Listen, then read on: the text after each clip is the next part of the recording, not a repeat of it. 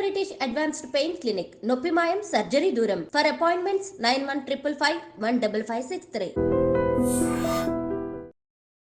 అందరికీ నమస్కారం. నేను Swaroopa Potlapalli. Welcome to iDream. సనాతన ధర్మాన్ని, హిందువులను, ఆడవాళ్లను, ప్రకృతిని రక్షిస్తానంటూ కాపాడుతానంటూ బిల్డప్ ఇచ్చిన అఘోరి ఏమైపోయింది? అధికారులను, పోలీసులను హడలెత్తించి, అదిరించి, బెదిరించి ఆలయాల్లోకి వివిఐపి ట్రీట్మెంట్ పొందిన ఆమె ఇప్పుడు ఎక్కడుంది?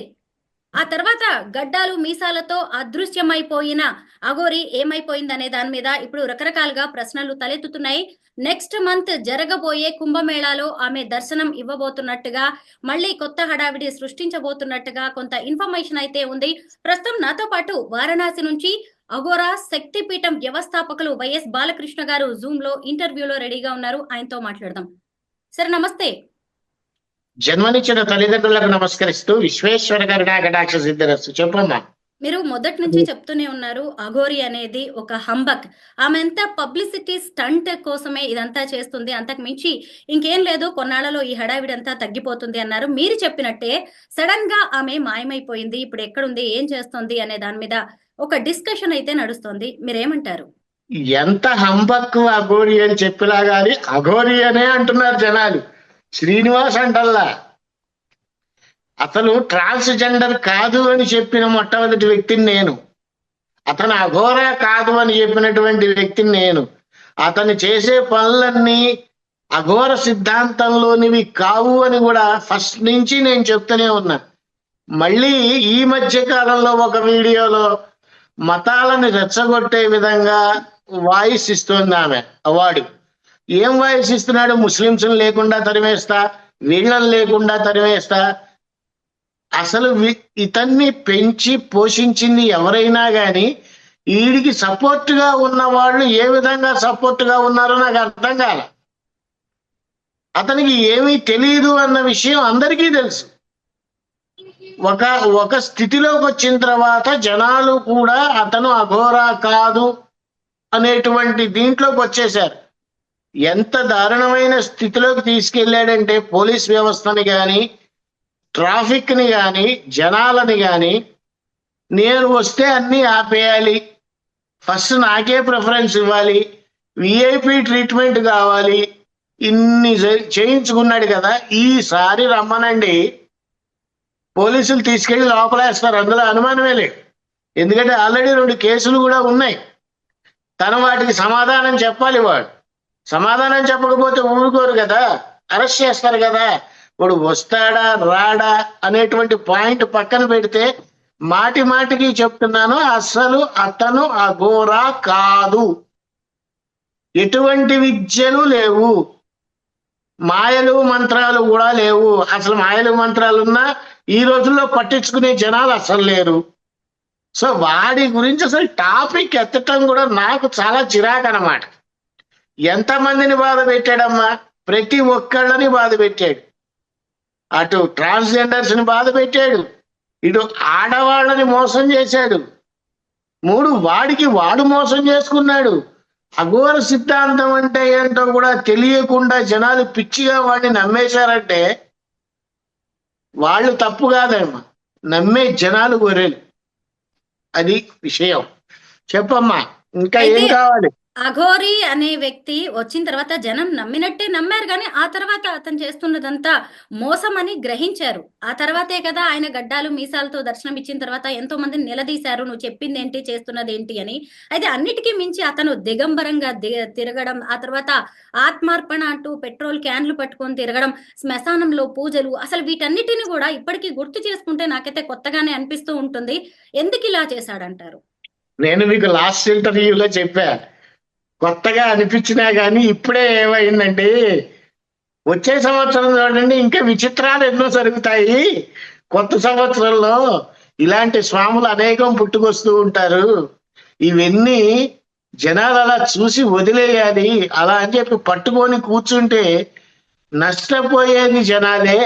వీడి వల్ల దేశానికి కాదు కదా, వాళ్ళ తల్లిదండ్రులకు కూడా నయా పైసా ఉపయోగం లేదు. మాటి మాటికి నేను అఘోరాని అసలు అఘోర అవ్వటానికే ఎన్నో జన్మలు పుణ్యం చేసుకోవాలి. అఘోరాల సిద్ధాంతం వీడికి ఏమన్నా తెలుసా? ఒక్కటి చెప్పమనండి, ఒక్కటి. ఏదో ముద్రలు వేస్తాడు, పోనీ వేసిన ముద్రలకు అర్థం చెప్పమనండి. Of knowledge is most dangerous అని వీడికి నాలెడ్జే లేదు. కావాలని ట్రాన్స్జెండర్ అయ్యాడు. ఎందుకు అయ్యాడు? శివుడికి అర్పించడం ఏంటి? ఎవడడిగాడు నిన్ను?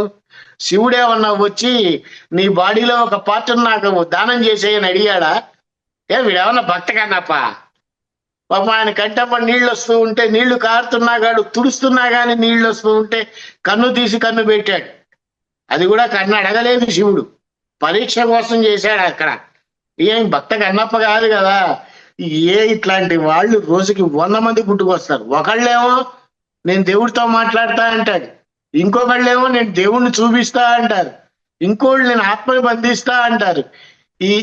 ఇవన్నీ ఉన్నాయా లేవా అనేటువంటిది పక్కన పెడితే, ఇలాంటి పనులు చేయటం వల్ల నెగిటివిటీ ఎక్కువ అవుతుంది. దయ్యాలు ఉన్నాయి, ఆత్మలు ఉన్నాయి, భగవంతుడు ఉన్నాడు.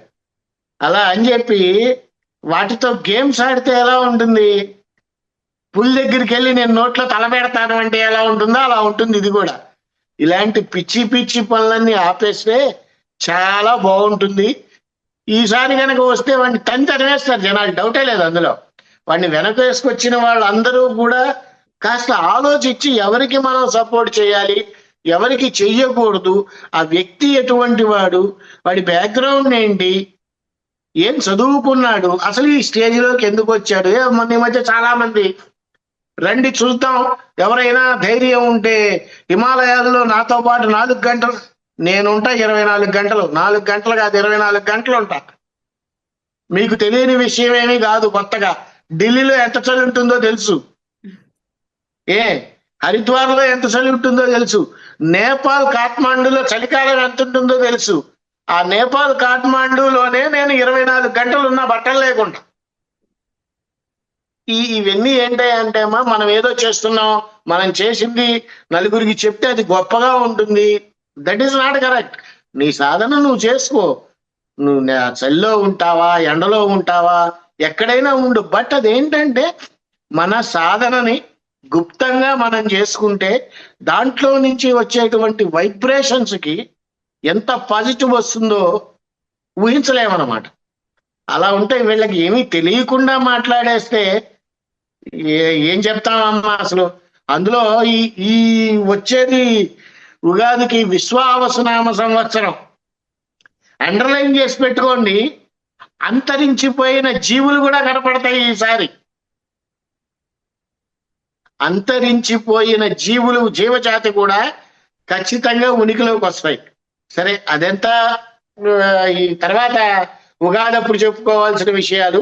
మహాకుంభమేళా జరగబోతోంది, అందులో ఈ అఘోరి రాబోతోంది, అక్కడ ప్రత్యక్షం అవుతాడు, ఖచ్చితంగా హల్చల్ చేస్తాడు అంటున్నారు. మీరు వారణాసి అఘోరా శక్తిపీఠం వ్యవస్థాపకులు. అసలు అఘోరాలు అనే వాళ్ళు ఎలా ఉంటారు, వాళ్ళ వ్యవహార శైలి కావచ్చు, వాళ్ళ జీవన విధానం, ఇవన్నీ మీకు తెలుసు. అయితే ఇప్పుడు జరగబోయే కుంభమేళాలో అఘోరాలు రాబోతున్నారు, అందులో ఇతను ఉంటాడు అనేది కూడా తెలుస్తుంది. మీరేమంటారు దీని మీద? అసలు కుంభమేళ అంటే ఏంటి? కుంభము అంటే సాంస్క్రిట్ లో కలశం అని అర్థం. మేళన అంటే కలయిక. అంటే సముద్ర మథనం జరిగినప్పుడు అమృత బిందువులు చింది 4 ప్రదేశాల్లో పడ్డాయి.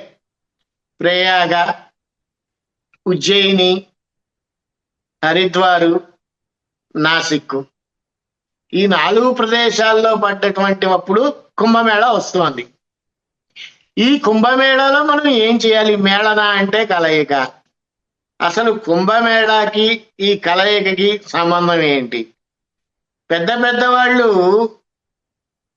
స్వామీజీ లాంటి వాళ్ళు కానీ, పీఠాధిపతులు లాంటి వాళ్ళు కానీ మన ఇంటికి వస్తున్నా, లేదు ఒక మందిరానికి వస్తున్నా పూర్ణ కుంభ స్వాగతం పలుకుతారు.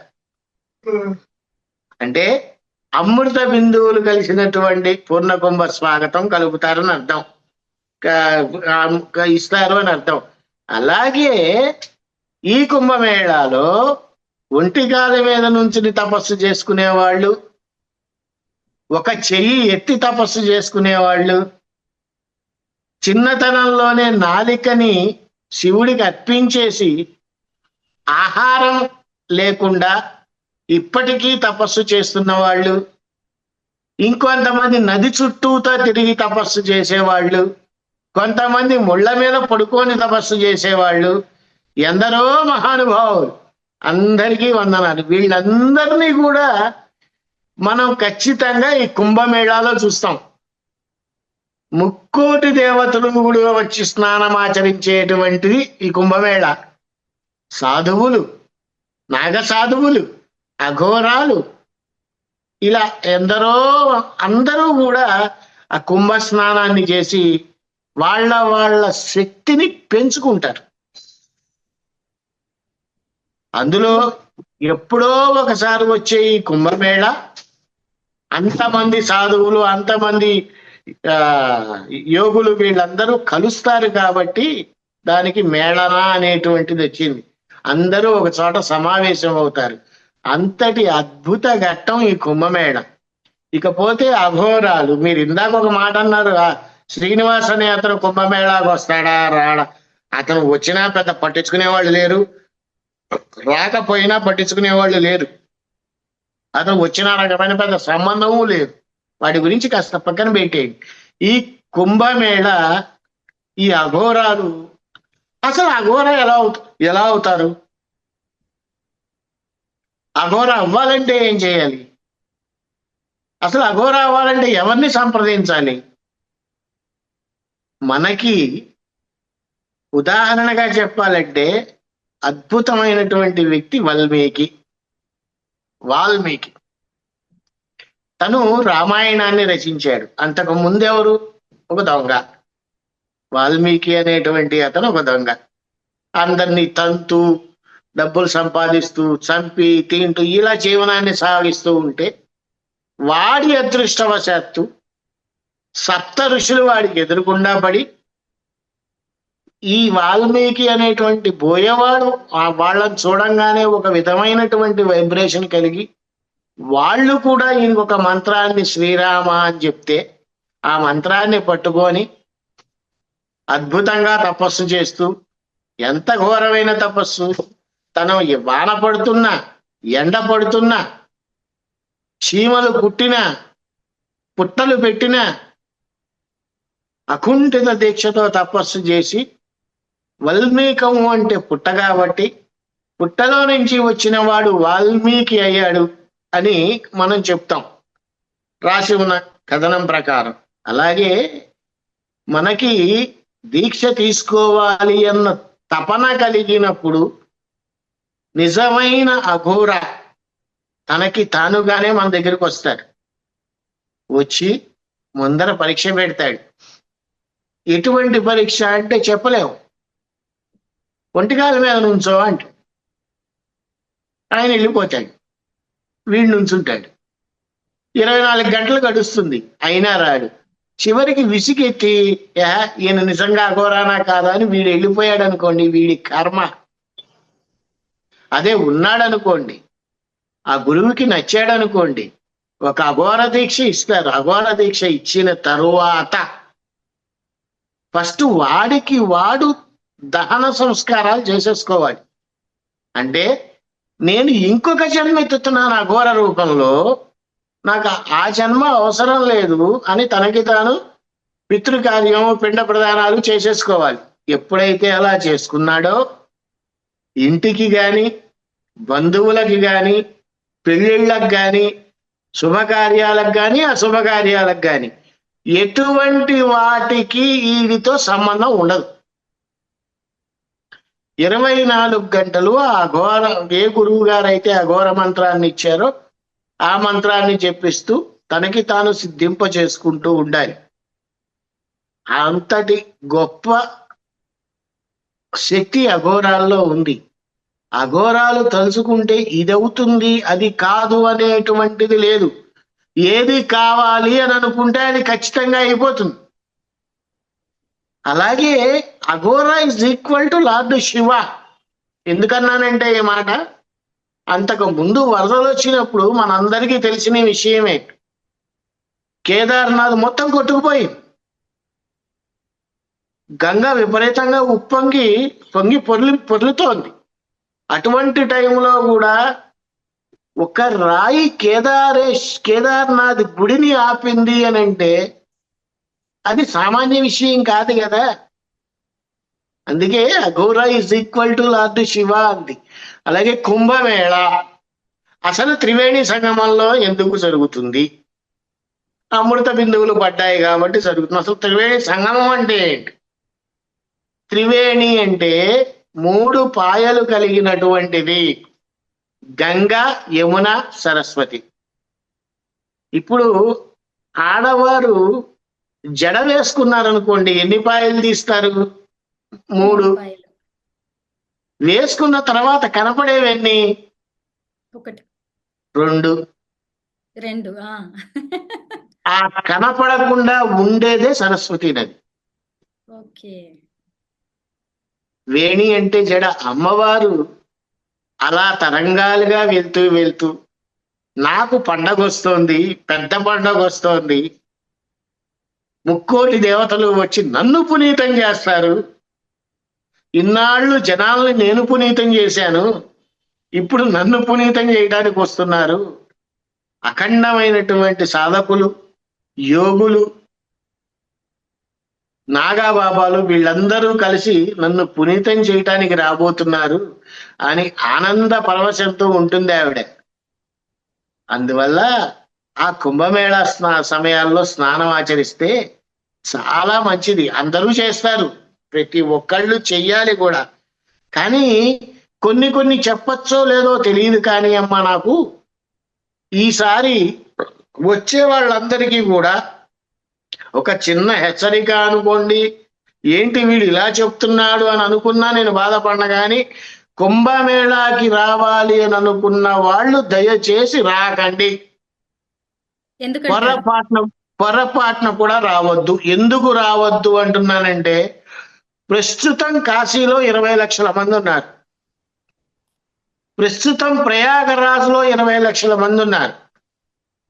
13వ తారీఖు నుంచి వచ్చే నెల 26వ తారీఖు దాకా దాదాపుగా 10-15 కోట్ల మంది వచ్చేటువంటి అవకాశం చాలా ఎక్కువగా ఉంది. అందులో డౌటే లేదు. 45 రోజుల పాటు జరుగుతున్న ఈ మహాకుంభమేళాకి దాదాపు 40 కోట్ల మంది రాబోతున్నట్టుగా ఇప్పుడైతే ఒక అంచనా ఉంది. దాన్ని బట్టి చూస్తే ఇప్పుడు మీరు ముందుగానే హెచ్చరికలు చేస్తున్నారు, కానీ జనం వీటన్నిటిని పట్టించుకోరు కదా. మీ అందరికీ తెలిసిందే. జనాలు మీరు ఎన్ని చెప్పినా వినరు. ఇక్కడ విచిత్రం ఏంటంటేనమ్మా, నేను ప్రాక్టికల్ గా నేను చెప్తున్నా. ప్రాక్టికల్ గా రావద్దు అని మనం చెప్పలేం, గానీ వచ్చేవారు ఎలాంటి జాగ్రత్తలు తీసుకోవాలో చెప్పండి. మీరు ఏ జాగ్రత్తలు తీసుకోలేరు, నేను అదే చెప్తున్నాను. అందుకనే ఏ జాగ్రత్తలు మీరు తీసుకోలేరు. ఫస్ట్ మీరు రూమ్ ఎత్తుక్కోవాలి అంటే 1000 రూపాయలు రూమ్ 9000 10,000 ఇస్తున్నారు. ఎంత డబ్బని ఖర్చు పెడతారు? ప్లస్ 9,000 కాదు 10,000 పెట్టినా కానీ రూములు దొరకట్లా. అది కూడా 24 గంటలకు మించి ఇవ్వటల్లా. ఇప్పుడు రాకుండా జనవరి 25 తర్వాత రండి, వస్తే కాస్త ఫ్రీ అవుతుంది. ఆ టైంలో వచ్చి స్నానం చేయండి, తప్పు లేదు. నేను మొట్టమొదటి రోజే మునిగేస్తాను, ఉన్న పాపం మొత్తం పోగొట్టుకోవాలి, మళ్ళీ రేపటి నుంచి ఫ్రెష్గా పాపాలు మొదలు పెట్టాలి అనుకుంటే సర్వే జనా సుఖినో భవంతు అని అనుకోవాలి. ఎందుకంటే ఎలాంటి ప్రమాదము కూడా జరగకుండా చూసుకోవాల్సిన బాధ్యత మనలోనూ ఉంది, ప్రభుత్వం వారి మీద ఉంది. చాలా మటుకు ఏదైనా జరిగితే ఏంటి అనే క్వశ్చన్స్ వస్తున్నాయి. నిన్న కూడా నాకు అలహాబాద్ నుంచి ఒక మీడియా పేరు చెప్పాలండి, మీడియా సంస్థ వారు, అలహాబాద్ నుంచి కాదు సారీ హైదరాబాద్ నుంచి ఒక ప్రముఖ మీడియా సంస్థ వారు నాకు ఫోన్ చేసి లెటర్స్ కూడా పంపించారు పర్మిషన్స్ కి. నేను ఆ లెటర్ ఫార్వర్డ్ చేస్తే అక్కడి నుంచి గవర్నమెంట్ ఆఫీసర్స్ నుంచి వచ్చినటువంటి నాకు సమాధానం ఏంటంటే, రిస్క్ ఎందుకు గురూజీ, వద్దని చెప్పండి, లైవ్ చూపించేసుకోమనండి, లైవ్ ఇస్తారు కదా చాలా మంది అని చెప్పారు. ఆ ఛానల్ పేరు చెప్పడం కూడా నాకు బాగోదు, అందుకని ఆ ఉద్దేశంతోనే నేను ఛానల్ పేరు చెప్పడం లేదు. మీకు చాలా పెద్ద ఛానల్ అది. కాకపోతే ఏంటంటేనమ్మా, చేసే పని కరెక్ట్గా చేస్తే, ఆలోచించి చేస్తే ఇబ్బందులు జరగకుండా ఉంటాయి. ఇబ్బందులతో వచ్చి ఇబ్బంది పడటం కన్నా కూడా అందులో మెయిన్ ఏంటంటే, ఏ ఎండాకాలమో అయితే పర్వాలా, చలికాలం స్వెట్టర్ లేకుండా బయటికి రాలేం, స్వెట్టర్ కాదు జర్కిన్ లేకుండా రాలేం. అంత చలిలో వణుకుతూ స్నానాలు చేసి పిల్లల్ని వేసుకొని పిల్లల్ని గంగలో ముంచి వాళ్ళకి జలుబులు జ్వరాలు దగ్గులు వచ్చి ఇలాంటి వాటికి కాస్త దూరంగా ఉంటే మంచిది. స్నానం తప్పు అని నేను ఎప్పుడు చెప్పను, రాకూడదు అని చెప్పను. 25 తర్వాత వస్తే కాస్త ఈ అఘోరాల తాకిడి కానీ నాగసాధువుల తాకిడి కానీ తగ్గుతుంది. కాబట్టి స్నానం చేయటానికి కాస్త ఉండటానికి వెసులుబాటుగా మనకి అనుకున్నటువంటి బడ్జెట్లో రూములు దొరుకుతాయి కాబట్టి ఆ టైంలో రండి అన్న. అలాగని మేము శివరాత్రికే ఉండటానికి వస్తున్నాము అంటే ఎంత చెప్పినా వినకపోతే ఏం చేస్తామమ్మా, ఏమీ చెయ్యలేం. అది విషయం. చెప్పు తల్లి. ముక్కోటి దేవతలు స్నానం ఆచరిస్తారు ఈ మహాకుంభమేళాలో అని చెప్పారు. అయితే ముక్కోటి దేవతలే వచ్చేస్తున్నారంటే ఎంత గొప్ప విశేషమైన విశిష్టత కలిగిన ప్రాంతం ఈ త్రివేణి సంగమం అనేది మనకి అర్థమవుతూనే ఉంది కదా. అయితే మరి ఇక్కడికి వచ్చేసి సామాన్యులు మహాకుంభమేళాలో త్రివేణి సంగమంలో స్నానం ఆచరించడం వల్ల కలిగే పుణ్యం ప్రయోజనాలు ఏంటి అంటారు?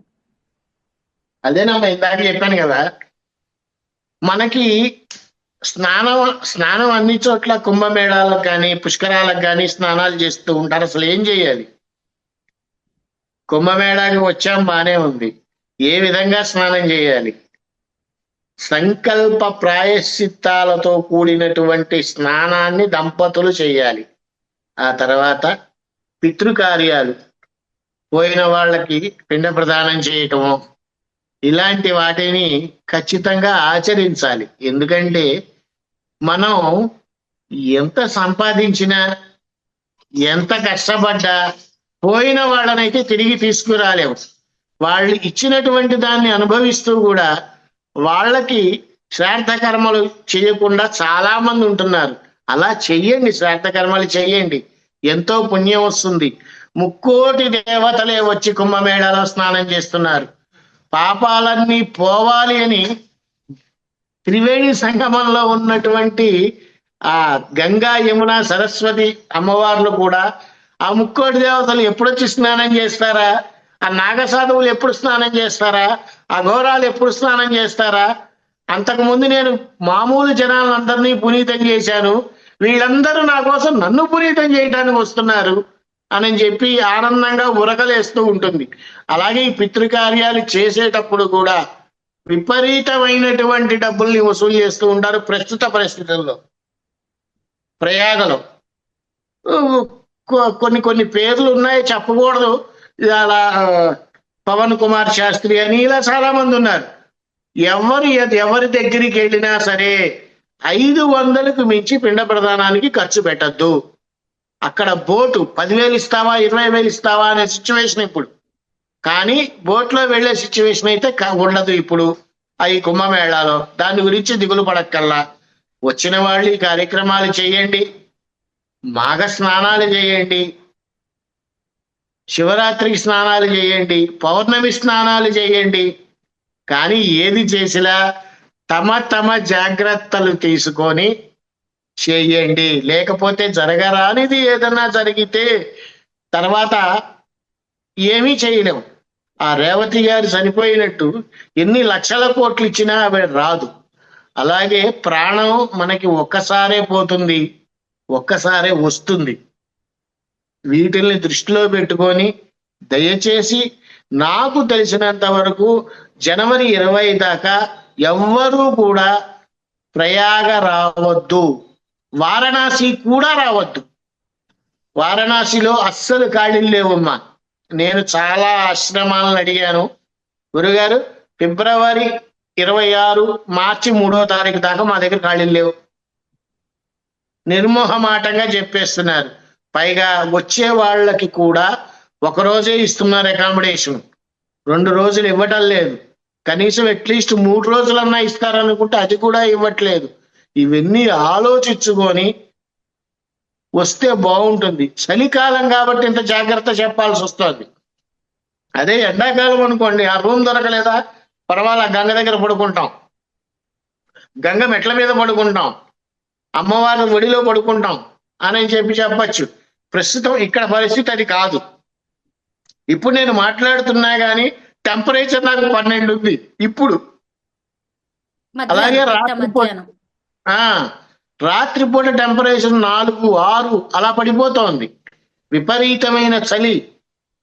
దయచేసి ఇవన్నీ దృష్టిలో పెట్టుకొని వచ్చే వాళ్ళందరూ కూడా 1కి 100 సార్లు ఆలోచించరండి. నా సలహా అయితే, నన్ను తిట్టుకున్నా పర్వాలా, దయచేసి రావద్దు. మహాకుంభమేళాలో ఏం జరుగుతుంది అనేది వాస్తవ పరిస్థితుల్ని మాకు కళ్ళకు కట్టినట్టుగా వివరించారు. Thank you so much Balakrishna గారు. సర్వే జనా సుఖినో భవంతు, లోకా సమస్తా సుఖినో భవంతు. ఇంకా తల్లి